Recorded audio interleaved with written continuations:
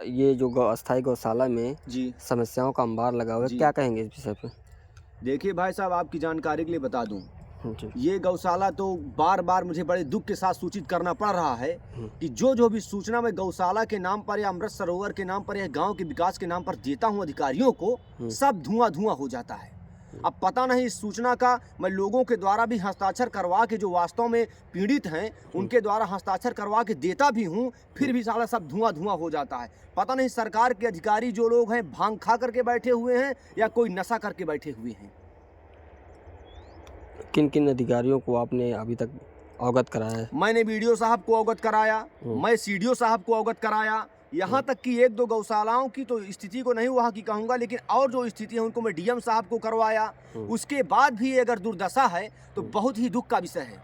क्या कहेंगे इस विषय पे? मैं इस विषय में यही कहूँगा कि मुझे तो लगता है कि सरकार के अधिकारी भांग खा करके बैठे हुए हैं। सरकार के अधिकारी नशा करते हैं। जिनको बताया जाए तो उनको कोई न सुनाई देता है न दिखाई देता है, स्पष्ट रूप से। साफ का साफ बिल्कुल मिस हो जाता है। अब आप समझ सकते हैं कि इसकी कहानी क्या है, आप समझ सकते हैं कि इसके अंदर की वास्तविकता क्या है। और बड़े ही दुःख का विषय तो ये है कि हमारे गाँव में या किसी के भी गाँव की बात कर लीजिए, बहुत से लोग विरोध करने के लिए उठते ही नहीं हैं। और बहुत से ऐसे पत्रकार हैं जो 5-5 हज़ार रुपया उनकी औकात है, उतने में वो खत्म हो जाते हैं। मैं नाम नहीं लूँगा, समय आने पर नाम भी ले लूँगा।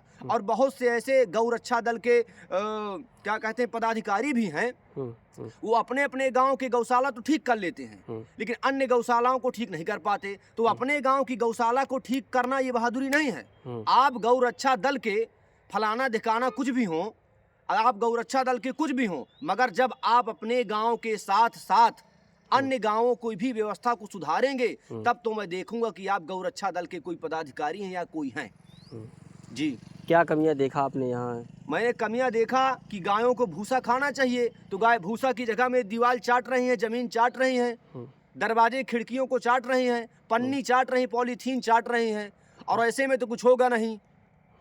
और मुझे बड़े ही दुख का विषय है कि मुझे बार-बार कहना पड़ रहा है पत्रकारों के सामने आकर के कि लगता है कि हमारी शासन व्यवस्था के अंदर बैठे हुए अधिकारी या कुछ नेतागण या ग्राम प्रधान या सचिव भांग खा करके बैठे रहते हैं, त्रिकाल खा करके बैठे रहते हैं, क्योंकि जो भी बात मैं बोलता हूँ सब धुआं-धुआं हो जाता है।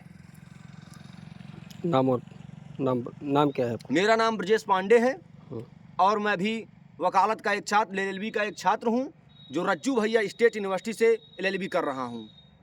ठीक, धन्यवाद।